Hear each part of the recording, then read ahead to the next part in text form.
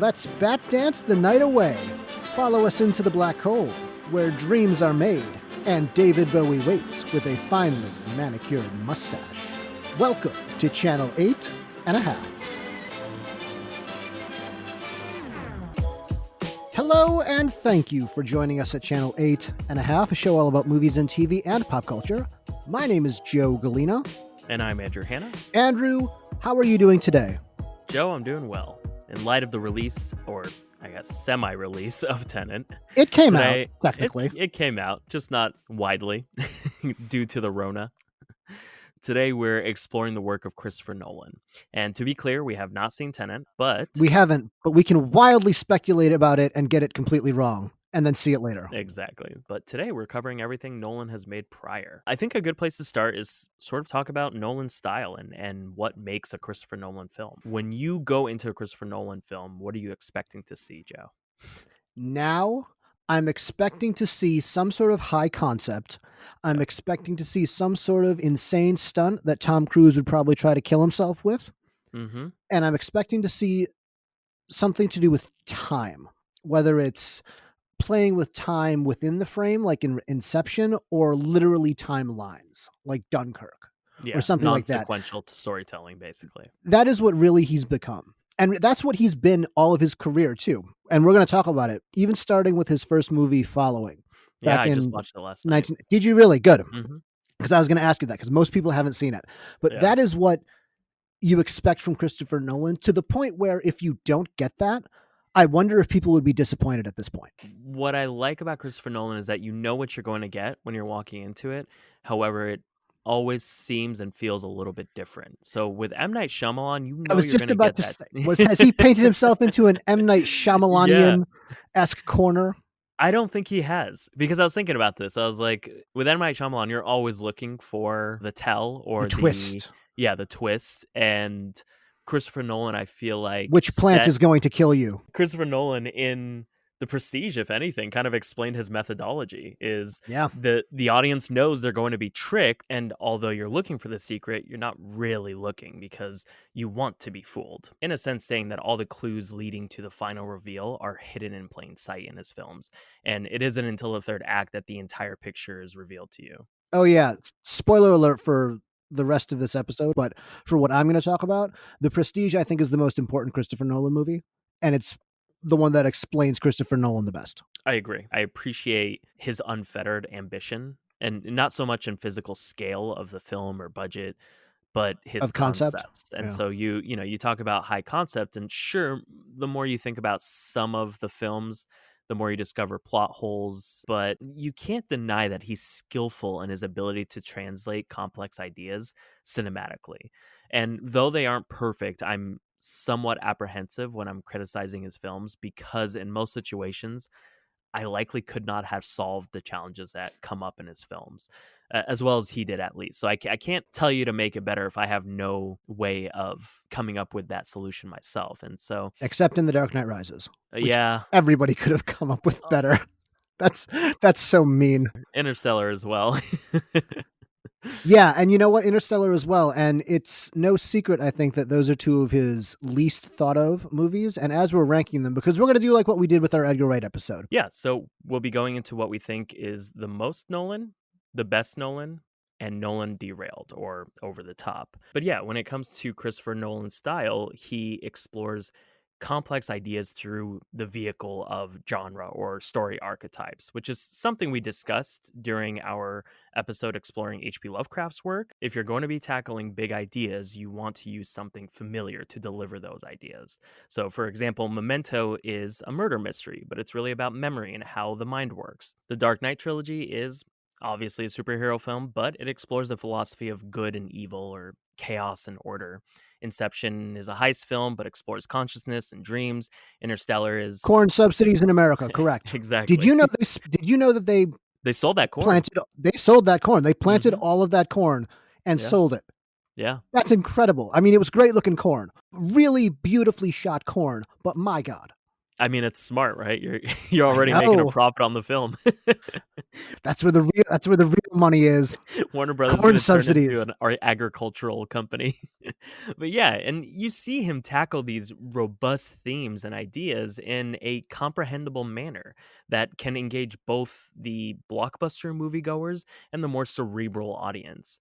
Because by all accounts, Nolan is a blockbuster director, however, not in the traditional sense, because blockbusters are usually associated with ease of enjoyment, exhilaration, and I believe Nolan respects his audience enough to say, look, I want to explore this idea. It's going to get a little bit complicated, but here's some genre and plot you can use as a chaser. But yeah, let's go into what the most Christopher Nolan movie is to you.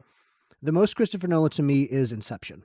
I agree. That was It exactly what I put down. it has everything that I've come to associate with Christopher Nolan. Twisty turny plots, giant set pieces, playing with time. It has all of that and it's cranked up to 10. Yeah. Now, not 11 because it's not too much. Hmm. Now it does have its flaws. It does have, and this is what makes it the most Christopher Nolan, is it does have the flaws of Christopher Nolan too.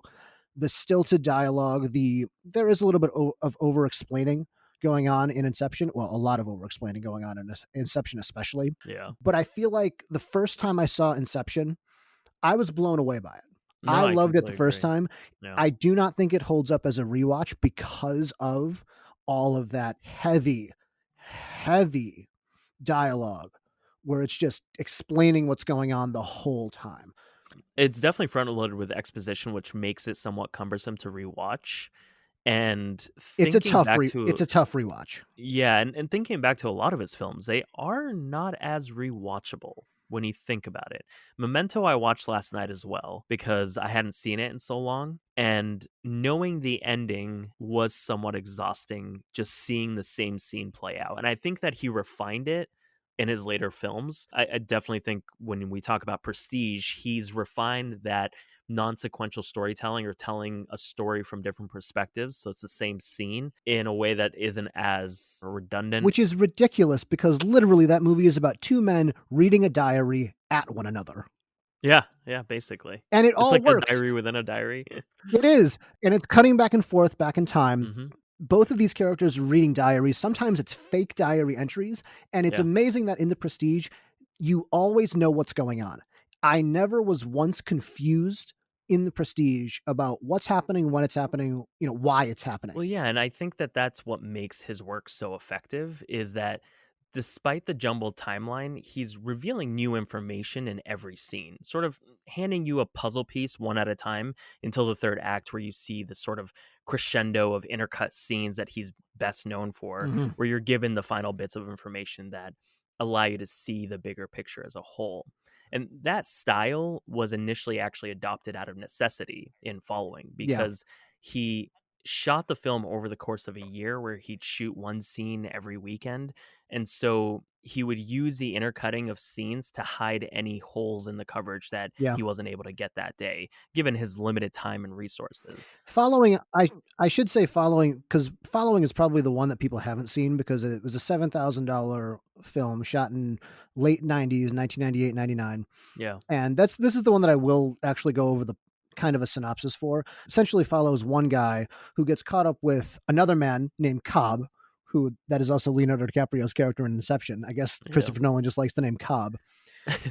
And he's a writer who's bored. He's looking for inspiration. So he starts following people around on the street, gets hooked up with this guy, Cobb, who breaks into people's homes, steals their stuff, goes through it. The way that the movie works or the way it's structured, and this is where you can see Christopher Nolan's fascination with structure and also a lot of the things that he will come back later on, the femme fatale character, is that it's structured like a puzzle. Different timelines interspersed, intercutting, without the memento structure though of one forward scene, one backward scene. This is just three timelines cutting back and forth. Yeah. And so Cobb has set up the protagonist at the end. He sets up the protagonist in the end to essentially appear as though Cobb never existed.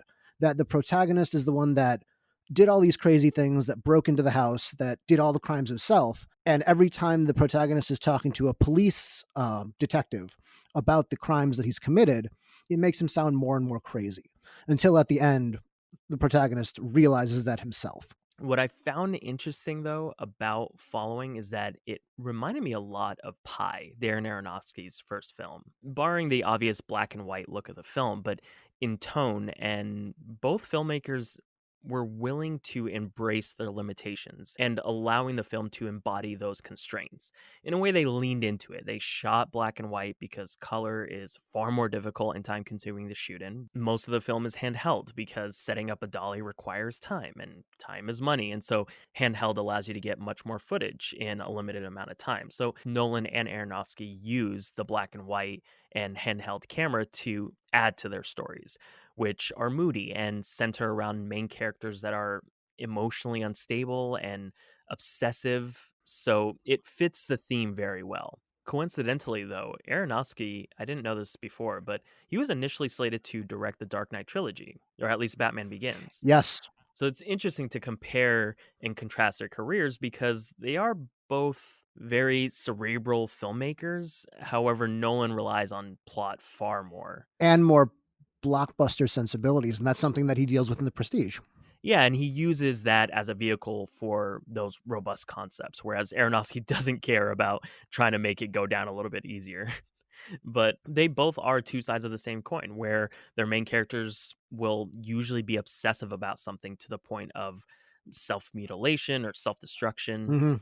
Moving on, what is the best Nolan in your opinion? I think the best is The Prestige, and for a lot of the reasons why I talked about, is it deals with the twisty-turny plot that he likes, but it also is, I think, the key to understanding Christopher Nolan, the guy. Yeah. The rivalry between Hugh Jackman and Christian Bale as these two stage magicians.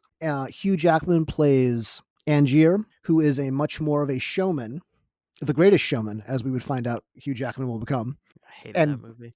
I didn't like it mostly because of the inaccuracies for P.T. Barnum. P.T. Barnum was a monster. Yeah. Hugh Jackman is very, very charming in that movie.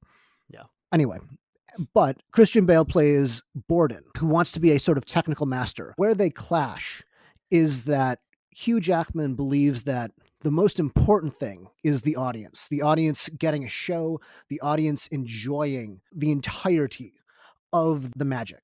Whereas Borden believes that technical mastery is the most important thing, that the audience will be wowed by the fact that he is so great a magician, and that showmanship is not the most important thing. Which is his methodology in filmmaking. Which is that's exactly right. Because Yeah. what is Christopher Nolan if not a giant blockbuster director who wants to give audiences, these huge set pieces and these Hmm. popcorn moments while Yeah. also dealing with the technical mastery of it, the ideas inside of the films themselves.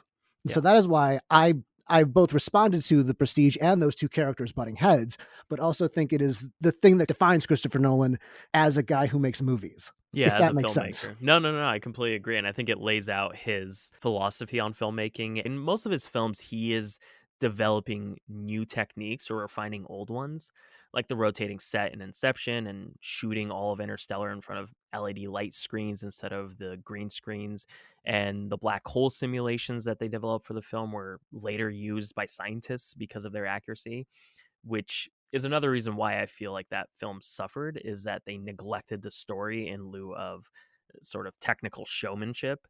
But going back to The Prestige, it's probably his most toned down relative to his later work because he made The Prestige between Batman Begins and The Dark Knight. And it's interesting to think of The Prestige right before The Dark Knight, because it's almost as if Nolan is grappling with how to be the guy who makes Batman in The Prestige.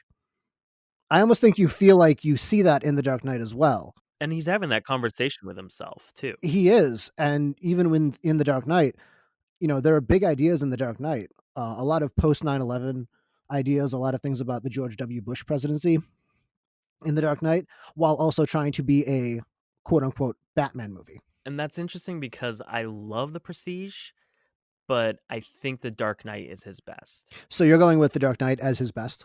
Yeah, because although I actually think I like The Prestige more than The Dark Knight, in terms of contribution to pop culture and cinema, I feel as though The Dark Knight was his most important film. It, along with Batman Begins, were the catalyst to the insurgence of dark and realistic retelling of Mhm. stories we're all familiar with. It was very close. Dark Knight was number 2 for me in terms of Yeah, best.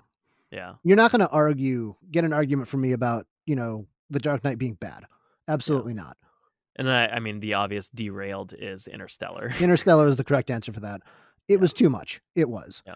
Interstellar, it's funny because it's on TV a lot. It's on FX, and because it's a 3-hour movie without commercials, it's basically on for the entire evening, so you can turn it on at really any point between the hours of 6 o'clock and 10 o'clock at night and catch some of it. So I've seen a lot of it in pieces. I haven't Yeah. actually sat down all the way through since we actually saw it together at your old Mhm. house and watched it all the way through, though. But I mean, so much of the ideas in there are these big, grandiose ideas, and they're all presented in this beautiful manner. Again, the cinematography, I was making a joke about the corn, but the corn, it does look beautiful.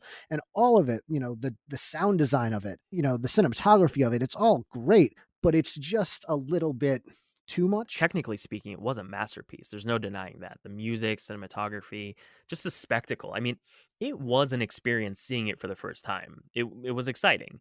At the time, I think I mentioned to you, but I felt as though Christopher Nolan was doing for cinema what the characters in the film were trying to do for humanity, in a sense, to maintain its relevance and its survival. At the time, theater companies had just removed film projectors from all their theaters, and Nolan made it so that any theater that showed the film in either 35 millimeter or 70 millimeter would be able to show it early, and sort of a contribution to saving film in a way.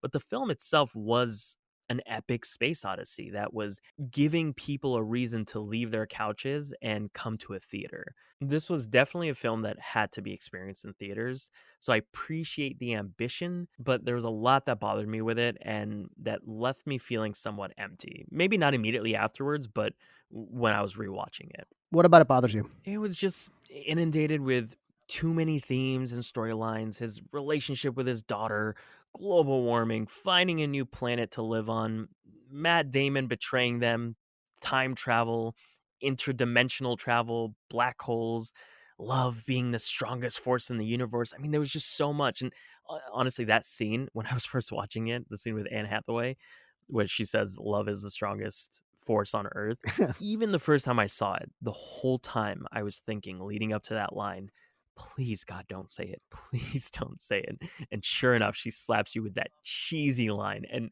no joke, people in the theater literally chuckled. Christopher Nolan, that is what he does. His dialogue is not subtle. He's not a subtle guy. No, he's not. He's Even not. in stuff like The Dark Knight, Yeah. everything the Joker says is very on the nose, but it's such an amazing performance and it's so electric that you kind of don't care. I'm just a dog chasing cars. I don't know what I'd do with one if I caught it. It's not subtle. No, he's not subtle, but come on, dude, you're better than that. It doesn't hold up in this specifically. Specifically Interstellar and a lot of Yeah. this space stuff or the black hole stuff, excuse me. It is kind of a Deus Ex Machina, but at the same time, I feel like it kind of gets away with it because nobody really knows what happens in black holes. However, at the same time, that's a little bit very convenient that he just goes into the black hole and sees, all of his daughter's life and kind of is immediately transported back to that. So it's both very convenient, but also very on the nose. And again, we talked about seeing the strings for Christopher Nolan. Interstellar is all strings. Yeah, but I'm okay with the strings. And honestly, the black hole thing, like you said, we don't know what happens in them, so it could be specific to each person. And I hmm appreciate the creative answer they came up with because that scene is really great and emotional. Matthew McConaughey also spends that entire movie trying to get back to his daughter. And you actually brought this up a couple Yeah. episodes ago. And he spends about 5 minutes with his daughter at the Yeah, and end. it never pays off really. And maybe that's why that scene lost its luster because that storyline ends up being kind of a throwaway. I honestly would have rather him throw all the other themes and storylines out the window and stick to the father-daughter relationship because I felt like that was a lot more emotionally effective. What Interstellar needed was Jessica Chastain to be writing in a diary, and then Matthew McConaughey to also be writing in a diary, and so then they could have two diaries, just like The Prestige. Exactly. Video diaries because he has to watch them in the spaceship and cry. Correct. Video diaries, Yeah, exactly. This isn't Victorian England anymore. We are in exactly. space. We are doing black holes. We have FaceTime now. Vlogs. Vlogs, exactly. Yeah. But But I that being said, it was still spectacular to see for the first time. So, we talked about Christopher Nolan's most. We said Inception, His best was The Prestige or The Dark Knight, interchangeable. Mhm. The most derailed is likely Interstellar. But now I think we can actually dive in a bit deeper on each of his films. Yeah, we've gone into it a little bit so far, but it'll Yeah. be nice to kinda talk to them individually and kinda look at them a little bit. You brought up that you just saw Following, Yeah. and did you just see it for the first time? Hmm. Okay, what did you think? I actually liked it a lot. It's always fun for me to see filmmakers' early work. And you see, even then, he was still trying to tell those heady stories. Mhm. Did you watch Doodlebug, his short film? Yes, I have. It's about a man trying to kill a bug in his apartment, but it's more than that. Yeah, the main character is chasing what seems to be a bug through his apartment, only to realize it's a smaller version of himself trying to also kill a bug, Yeah, which presumably is also a smaller version of himself. And when he kills the quote unquote bug, he is then crushed by a giant shoe. yeah. A man killed like a bug while killing a bug that is also killing a bug. It was Inception in short form. Yeah, it's a real Kafkaesque short film. But Following was great for a first film. It was engaging, it was compelling in a sort of rudimentary sort of way. It was shot for $7,000. You can see him trying to find his voice and testing the experience he gained with making corporate videos, which Mhm. I was so happy to hear that's how he started because that's where I sort of continued my film school in a way. So it was a little reassuring. I think the most interesting thing about Following is that it's a lead into Memento, and you can see it, and we talked a little bit about it a couple of minutes ago too. Hmm. The structure of Following is not based on the character, whereas the structure of Memento is all based in the character and Lenny's mindset. Because in Memento, he can't remember things for more than a few minutes at a time, Yeah. which is really interesting in that the entire movie, characters are taking advantage of that. They take advantage of Lenny. Carrie Ann Moss takes advantage of him, in the bar when she spits in his drink and then he doesn't Hmm. remember.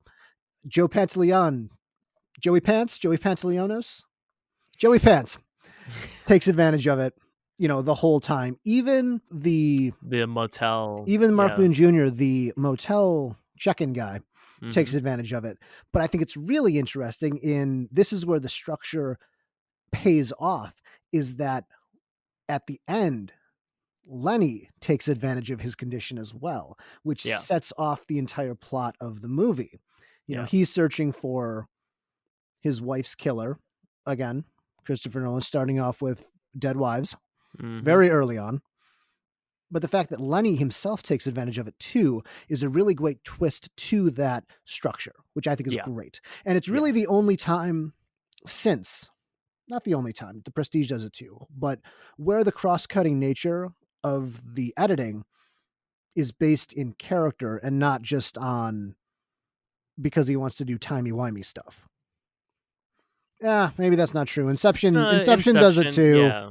but Inception is quite Inception's quite a bit more of quite a is bit more of spectacle. yeah, spectacle and sort of Out grandioseness. Yeah, outside conflict as well. I think you're right in saying that it's more character based rather than Plot it. based because Inception, the cutting is based on every level has a different time dilution. Time moves differently on every level. And so that's really more the cut where the cutting is. It's not character based, it's more plot based, if that makes sense. No, it makes sense because with Following, as I had mentioned, was out of necessity. But I think it's interesting that he found that it made for a more interesting way to tell stories. Or maybe that's just how his mind works, and that's just his voice in a sense. And he took that aspect and sort of added it to his toolbox and utilizes it in most of his films, if not all. And that's what's cool to see is how he refines it with every film and finding motivation for it in the characters or the plot. Like what you said about Memento and Inception, even with The Prestige, because it is structured like a magic trick, but that cross-cutting climax is a mainstay in his work. He does it in basically everything except for the next movie in the sequence, chronological sequence, Insomnia. Everything Yeah. else is kind of a cross-cutty, twisty-turny narrative. Insomnia is a very straightforward murder mystery. Mhm. I haven't seen Insomnia since I was a kid. I rewatched Insomnia recently and I actually really liked it. I liked Yeah. how straightforward it was. Insomnia is an interesting look at why Christopher Nolan also, I think, did The Dark Knight or did Batman in general, specifically The Dark Knight, though, Mhm. because Insomnia follows a murder in Alaska We're very much in a reverse 30 Days of Night, where the sun is not going to go down. It's Yeah. always light all the time. Al Pacino plays a LAPD detective who gets brought in to consult on this case. Why would they bring in an LAPD detective? Don't worry about it. But he's investigating the murder that is committed by Robin Williams. Robin Williams plays the murderer. But there's a lot going on with Al Pacino and his career. He covered up some things in LA. You know, he's a very hotshot detective. So Hilary Swank is also one of the detectives in Alaska who knows his career, who's read all his case files and kind of loves him. Hmm. But in the movie, Al Pacino kills his partner. Al Pacino's Yeah. character kills his partner. And he doesn't know if he did it on purpose or on accident because his partner knows information about what happened in LA that could expose him. Basically, it's a good thing that his partner is dead now. Yeah. Yeah. And there's a moment which I think is really great. And the best parts of this movie are Robin Williams and Al Pacino interacting with one another. And there's a Hmm. moment where Robin Williams says to him, I don't know if I killed that girl. It just sort of happened. I don't know Yeah. if I even wanted to kill her. And that goes back to, did Al Pacino's character want to kill his partner in the beginning? Hmm. And that interaction is very much a Batman and the Joker type of relationship. And so I think it feeds really well into The Dark Knight. It's not perfect. Insomnia is not a perfect movie. I think Hilary Swank's character is underdeveloped with a lot of the female characters in Christopher Nolan movies. But I think a lot of the themes that he deals with in especially Batman and The Prestige, that duality of nature, are present there. In the same way that a lot of the cross-cutty plot stuff in Memento is also there. It's also a really interesting movie in that it takes place during the day. It's all light. Yeah. And so a lot of what Christopher Nolan does takes place in the darkness. So it's interesting to see Yeah. something Him take place, work in the light. him work in the light, but also it could only take place in the light because the light doesn't allow Al Pacino to get any sleep. And that oppressiveness of the light kind of compounds on top of his guilt and on Yeah. top of what is going on in Al Pacino's character's mind. Yeah. And so it is a really, really interesting movie in that way. I think it's I need to rewatch it. I think I really like Insomnia. I'm talking myself into moving Insomnia up my list. I need to rewatch it because I remember seeing it as a kid and not necessarily committing to watching it in full because it was on HBO a lot, so I would catch snippets of it. But if anything, I think the duality of Al Pacino's character and Robin Williams is more closely related to Batman and Harvey Dent because they are two sides of the same coin, and no pun intended, but in that both are, in a sense, trying to do good. However, Dent does it in a legitimate way through elected office, but Batman is a vigilante, and one is considered good and the other is bad. Did he exactly? Is there a good and bad? Did he mean Yeah, to kill that? Did he mean to kill that girl, Robin Williams? Did Al Pacino mean to kill his partner? And yeah, that is what Hilary Swank's character does a lot in this movie too. Is she is kind of the guiding force or the moral center, I should say, for Al Pacino's character. She says at the end, you know, I know that you didn't mean to do it, even if you don't know that you didn't mean to do it. And so that's interesting and gets to say that to Al Pacino's character. There isn't really a character like that in Batman. Maybe Rachel Dawes is to Batman and Batman Begins. I mean, there is no one like that to Harvey Dent, to your point, but Rachel then gets killed in the middle of it. So what yeah. I does feel that like, say? That's the point of the Joker, though, that, you know, yeah, who cares about your moral center if they're not, if chaos isn't playing by your rules, then what's the point? Then there yeah. is no moral center. Then she is completely useless anyway, so we can just get rid of her. The more I think about it, it is kind of about the spectrum of good and evil. Dent is good through order, Batman does good through chaos, and the Joker does evil through chaos. And all three are somewhat dependent on each other, albeit in a sick way, where Dent needs Batman to do the dirty work for his cause, and Batman needs trustworthy allies in government. And the same with the Joker. He even says, It says it at the you end won't kill me because of some misplaced moral code, and I won't kill you because because you're just too much fun. exactly, you're too much fun. But it's interesting that he brought that aspect from Insomnia to The Dark Knight, which is common in filmmakers because they'll sometimes just think laterally. Like Aronofsky with The Wrestler and Black Swan, they're essentially the same film, Yeah. however, just set against different backdrops. Same with The Following and Memento and Insomnia and The Dark Knight. This is getting ahead of ourselves, but man, think about the 3 movie run that he went on with The Dark Knight, The Prestige, The Dark Knight, and then Inception.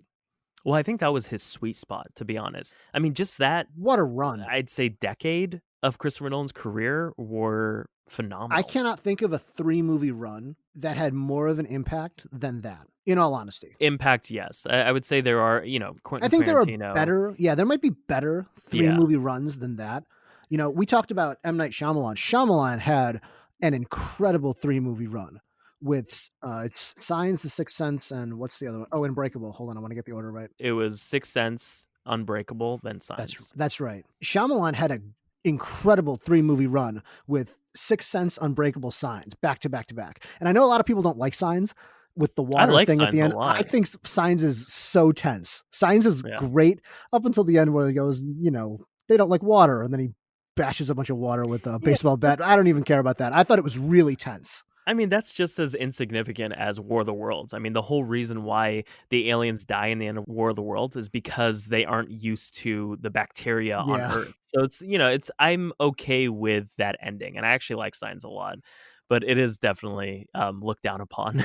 Oh yeah, it is. I mean, especially looking back at M. Night Shyamalan's oeuvre, people point at Signs and they kind of laugh at it as the beginning of the end. I disagree. I like Signs a lot. Lady in the Water was probably the beginning of the end for him. You defend Lady in the Water. Don't deny it. There's no denying over here. I'm upfront about how much I love that film when it first came I know out, you did. but I recognize that it may not hold up I if I want were to to. watch it I want again. to rewatch Lady in the Water with you. Yeah, I wanna rewatch it because I'm actually curious if I would still think it's as good as I thought it was when I was younger. But going back to the 3-movie run, I think that period in his career really established him as an icon in cinema history in the way that Spielberg is, because I think they're both very similar filmmakers, both dealing in complex ideas through blockbusters. Spielberg never had a 3-movie run though, the way that Nolan did. If you really think about it, he never. Schindler's List, Yeah, Saving Private Ryan, and Jurassic Park. no, but you see, Amistad came. Lost World came before Hey, hey, Amistad. hey. Amistad came before Saving Private Ryan, and then Hook was before Jurassic Park. So there wasn't that 3-movie run. What were you saying, hey, about? Don't talk shit about Lost World. Yeah, I know. You see, you like the Lost World more than everybody else too. No, I just don't think it's as bad as everybody else thinks it is. It's not good. It's not good. I agree with that. I will concede that point. I'm thinking about it. Spielberg's never had a 3-movie run like that because even Raiders of the Lost Ark and then E.T., but then he did technically the Twilight Zone movie and Temple of Doom, and Temple of Doom isn't very good. It's always sort of broken up a little bit with something that's not as good. I mean, what? Minority Report, Catch Me If You Can, The Terminal? Yeah, hey. No, that doesn't. I mean, Jesus, Spielberg Artificial has made Intelligent so Minority Report, Catch Me If much. You Can. Yeah, he has, right? Yeah. I mean, just looking at it, he is so damn prolific. Find me He's a doing better. West Side Story? Yeah, West Side Story's coming out soon. Interesting. See, find me a better 3-movie run than Nolan had with The Prestige, The Dark Knight, Inception. It's difficult to do, In terms of impact, I completely agree. I would say that even in terms of quality. I no, mean, I mean, yeah, I would say what Wes Anderson, but you don't like Wes Anderson, see, so I that's don't a like whole. Wes Anderson that Yeah. much. No, I think you're right in the sense that directors that appeal to a wider audience, there is no other. Because Wes Anderson, to me, he's had a great 5-movie run, if anything. But in terms of, I guess, mass appeal, Impact. Christopher Nolan, yeah, I mean, I'm trying to look at Quentin Tarantino because, yeah, see, I didn't like Kill Bill, or at least the second Kill Bill, I that didn't. much. I didn't like either of the Kill Bills. Wait, what's Kill Bill Whole Bloody Affair? That's just 1 and 2 put together. Oh, okay. So technically, yeah, no, technically Quentin Tarantino had, hold Inglorious. on. Yeah, Quentin Tarantino is an interesting case, though. Yeah, Inglorious Quentin Tarantino Bastards, had Inglourious Django, Basterds, Hateful Django, and Eight, Hateful. Yeah. and Once Upon a Time in Hollywood. Mhm. Inglorious Bastards, Django, and then Hateful Eight, though. That's an incredible 3-movie run. I mean, Reservoir Dogs, Jackie Brown, and Pulp Fiction too. Oh, yeah, I mean, I think the beginning of Quentin Tarantino's career is comparable to the 3-movie run of Christopher Nolan, because at that point, it cemented him in Hollywood as a director to be watched. Yeah, I would agree with that. I don't know. I'd still put Nolan above them just because of cultural impact in terms of The Dark Knight and Inception. Well, to an extent, right? Reservoir Dogs and Pulp Fiction, I would argue, are far more iconic and important. Yeah. However, I agree. I think both started movements and were influential in their own right. Tarantino revived the indie art house scene, and then Nolan revived the intelligent blockbuster. But anyway, that's away from the point. Yeah. What did you think of Batman Begins, though? We've talked a lot about The Dark Knight. Do you hold Batman Begins in as high of esteem? Because I know a lot of people do. A lot of people argue that the Batman Begins is better than The Dark Knight. I've never heard that argument. I've talked to a couple of people who believe that. Really? Yeah. It's almost hard to talk about Batman Begins because I haven't seen it in so long, and The Dark Knight just overshadows it in my mind. Not because of, it being any better. It's just I've seen The Dark Knight so many times. We saw The Dark Knight in theaters at midnight together. Yeah, but we also saw it 5 times Yeah, after that in theaters. Yeah, we did. We saw it a lot. That was during the year of film school, and we were just obsessed. But I will say that Batman Begins is probably my ideal superhero film, or at least origin superhero film, because it was the first to take on that more gritty, realistic view of that genre. Because I didn't really grow up on the original Batman movies. Yeah, the Batman Forever. There was Batman 1989, then there was Batman Returns, and then there was Batman Forever. Yeah, see, I didn't grow up on those films. And then so Batman and Robin came out in 1997 and just destroyed Batman for a long time. I believe it was 1997. I think Robin ends up destroying Batman constantly, because the third film, Dark Knight Rises, when Joseph Gordon-Levitt is revealed to be Robin, Batman Begins was just good as an entryway to the Batman franchise.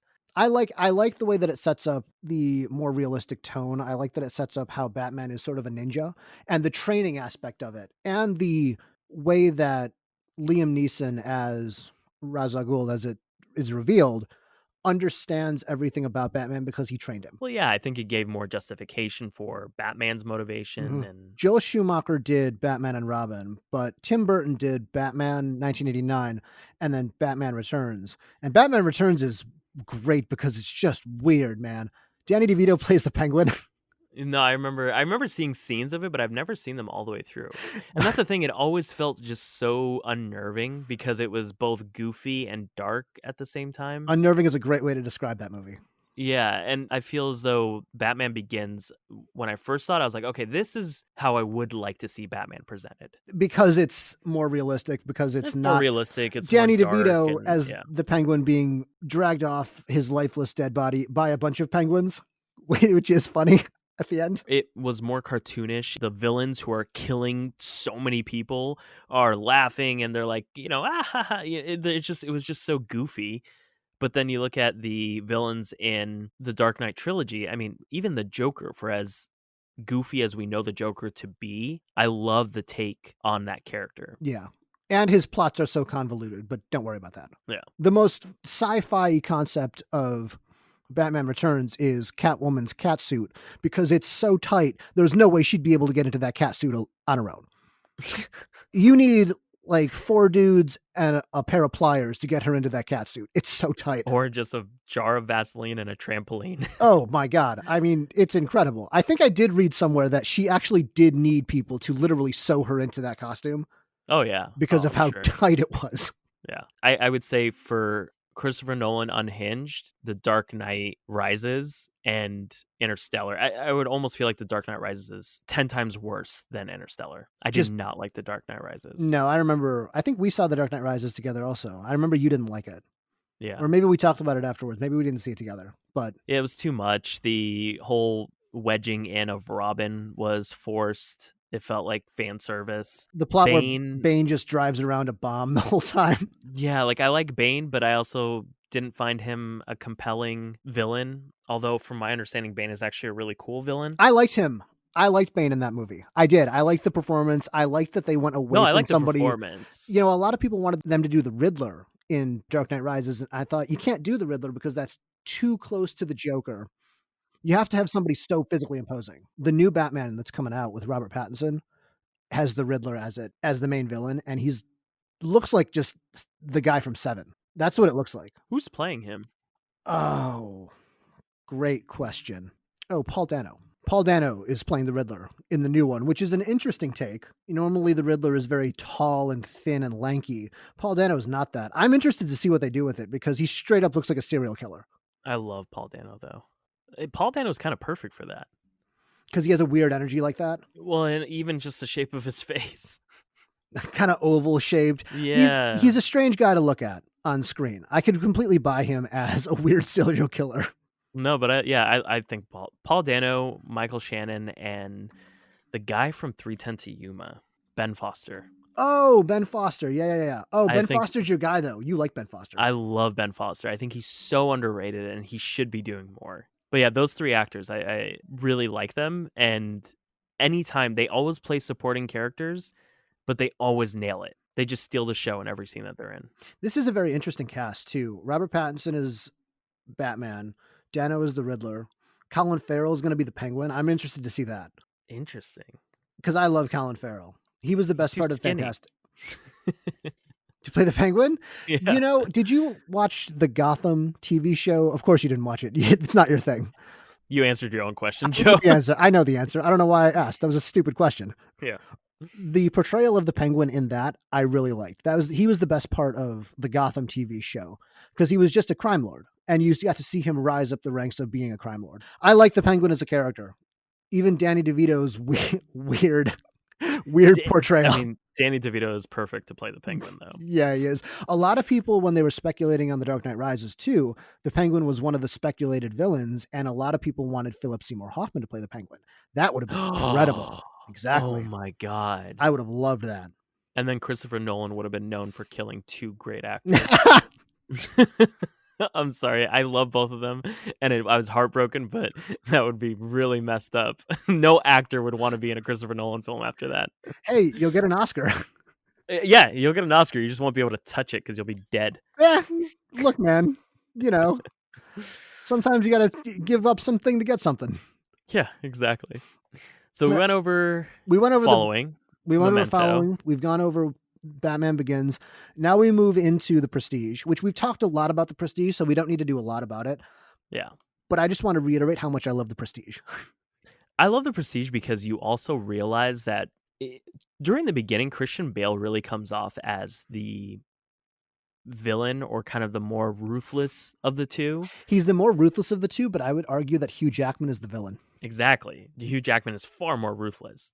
But what I love about The Prestige is that Nolan uses the Kuleshov effect with mise-en-scène simultaneously as a form of misdirection, the main tool of a magician. The Kuleshov effect, as we've covered in past episodes, is meaning we derive from two shots shown to us in sequence. Like if you see a shot of a man staring off screen and then the next shot is of a gun, you deduce that he's staring at that gun and maybe that he's contemplating murder. And mise-en-scène is another term in film language, which is French and roughly translates to setting the scene or within the scene. Perfect example of mise-en-scène is the shot in The Shining where Danny is eating ice cream with Crothers, and the wall behind Danny, there are knives hung right above his head, in a way signifying the danger he's in. So it's basically putting something literal in the frame that alludes or foreshadows something to come. And Nolan literally does that in the first shot of the film, which is the top hats in Tesla's yard. The film's title, The Prestige, is laid right over it, and the top hats are literally the prestige of the film. I like that the movie did sit with Tesla and sort of let Tesla sort of expound on some things, because the Tesla stuff isn't plot heavy. It really doesn't have a lot to do with the plot, but it does have a lot to do with themes. And I just think David Bowie's so good as Tesla that I'm glad that that we got to sit with him for a while. Yeah, I love the decision of fitting him into the story. But like I was saying before, the film is really where Nolan perfected his non-sequential storytelling and intercutting of scenes in the third act.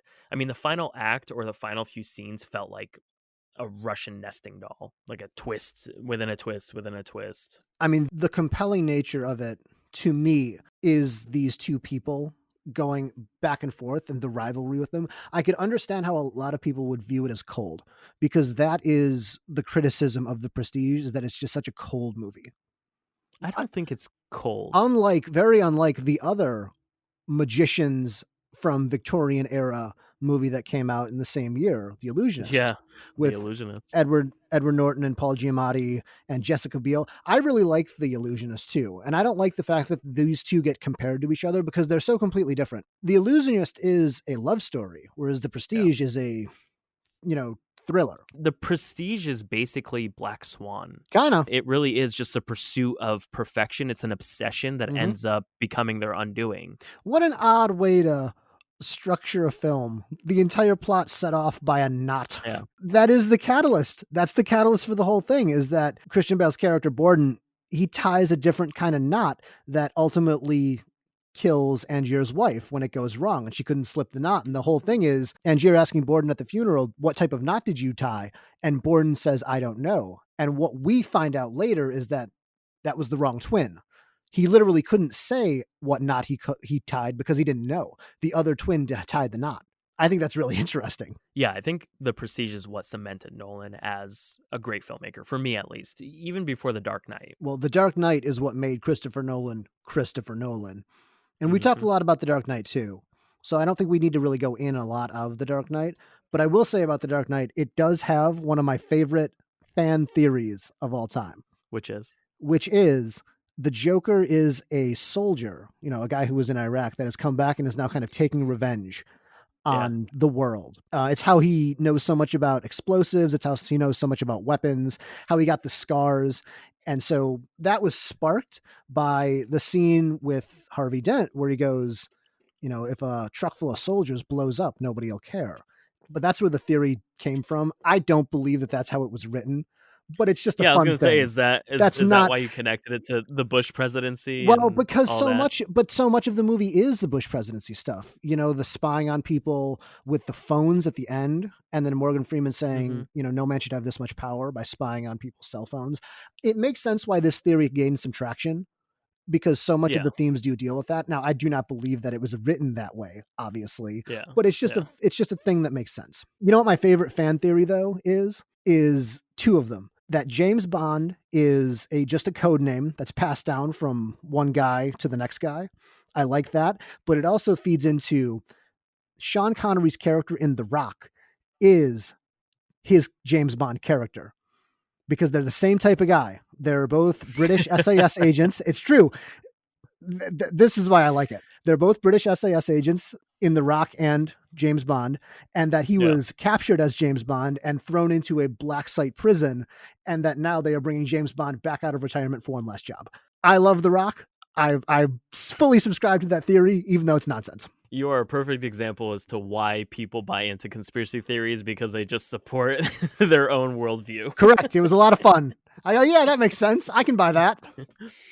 Next up is Inception, though. We've talked quite a bit about Inception also. Inception is probably my favorite Nolan film, Really? just because of the dream aspect alone.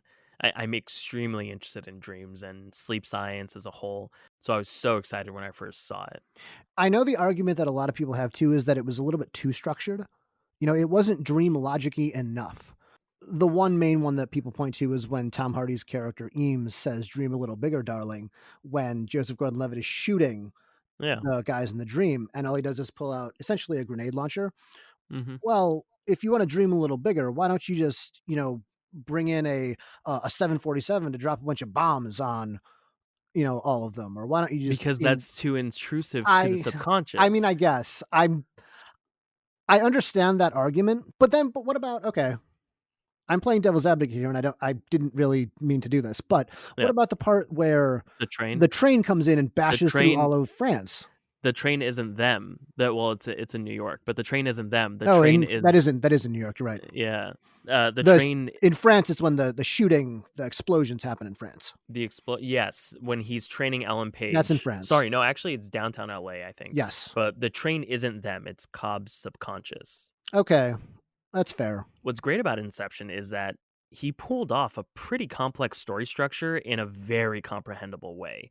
And that's what I really appreciate about this film, is that he used terms we all experience, like the kick and the way that time is experienced in dreams. I didn't think Inception was as complicated as everybody said it was, though. I thought it was pretty easy to follow. Yeah, I don't know why people that was so stupid. I didn't People were think like, I had to watch it twice. And I was like, what are you talking about? why. I don't know. Yeah. And that was like a big criticism.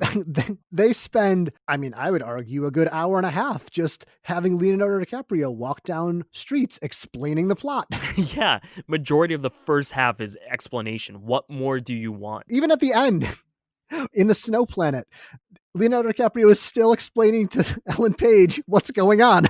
One of the criticisms also is that people wanted to know how the machine worked. Like, why can you enter in people's dreams with this machine? I didn't care about that either. No, because no one has ever explained to you It why the makes no difference. DeLorean or the flux capacitor works. No. Our friend who believes Open Water should have won Best Picture at 2003, that was one of his big criticisms as well of how does the dreaming thing work? Why do they get connected to these dreams with this machine?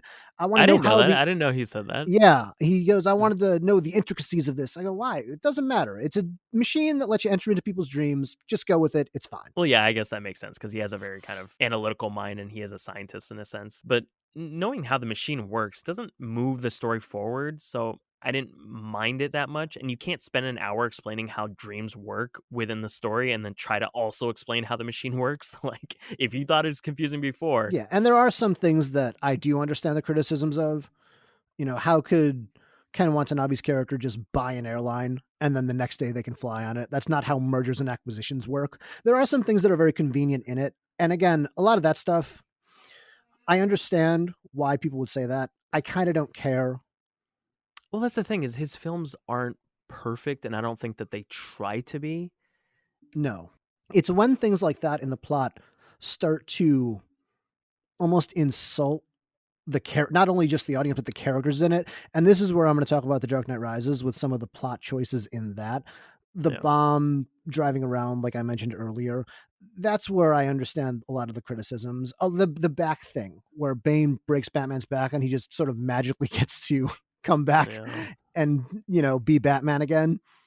How does he get from, I guess it's the Middle East, I think, where they are, that prison, Well, and the back to nuclear Gotham, bomb, I mean, the yeah, nuclear bomb. that would decimate New York regardless. There's no way he would get far enough away for it not to affect for years and generations to come. Exactly. And even that he would survive that blast, even if he ducked out of the plane at Yeah, the end, he would never be able to swim far enough to not be affected by the radiation. It's egregious things like yeah, that yeah. where it steps over the line in a way that I think Inception is okay with.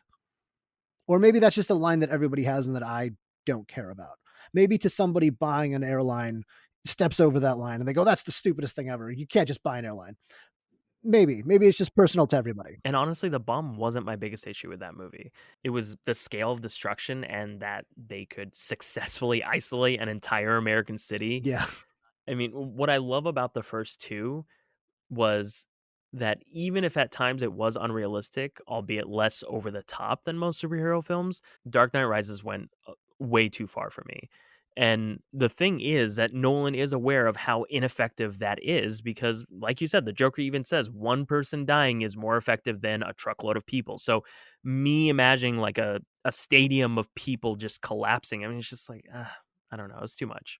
We've talked about Interstellar and we've talked about The Dark Knight Rises quite a bit. And so I don't think we need to touch on it a little bit or as much now. Yeah, I think we can fill 4 hours talking about Christopher Nolan, so this may be a good place to wrap up. To wrap up, what do you want to see Christopher Nolan do next? Because Tenet just came out. Again, we haven't seen it. Can't wait to see it because it does look interesting, although the reviews are mixed apparently. I haven't read anything about it though, but people aren't really as high on this one as a lot of his other ones. However, what do you want to see from Christopher Nolan? Well, I'm curious about Tenet because I wonder if it's a time travel movie, but told sequentially in the way that Back to the Future was. Because if not, I think I maybe would like to see him do something straightforward, which is a straightforward storyline.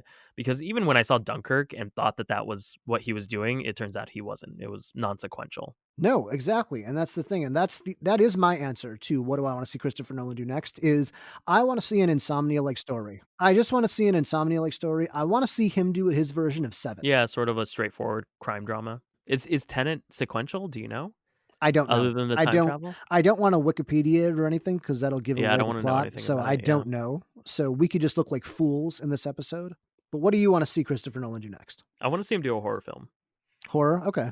Because I would have said it before Tenet, time travel, because he's never touched on time travel. The natural next high concept that he can go for. I mean, what else is there for him to do other than horror? He's Horror. not going to Yeah. do a romantic comedy. No, that would be the most frosty romantic comedy you've ever seen. When Harry met Sally, Harry does not meet Sally. He has nothing wants nothing to do with Sally. Sally dies in the beginning of When Harry Right, Met Sally when directed by Christopher Nolan. But I think that wraps up our episode on Christopher Nolan's body of work. How do you rank Christopher Nolan's movies? And what would you like to see him do next? Did you agree or disagree with anything we discussed? Let us know on YouTube, Instagram, or Twitter. You can find all those links on channel8.5.com. That's channel8.5, completely spelled out.com. If you enjoyed this episode, please consider liking and sharing with family and friends. We have new episodes every Thursday. Until next time, my name is Joe Galino. And I'm Andrew Hanna, and this is Channel 8.5.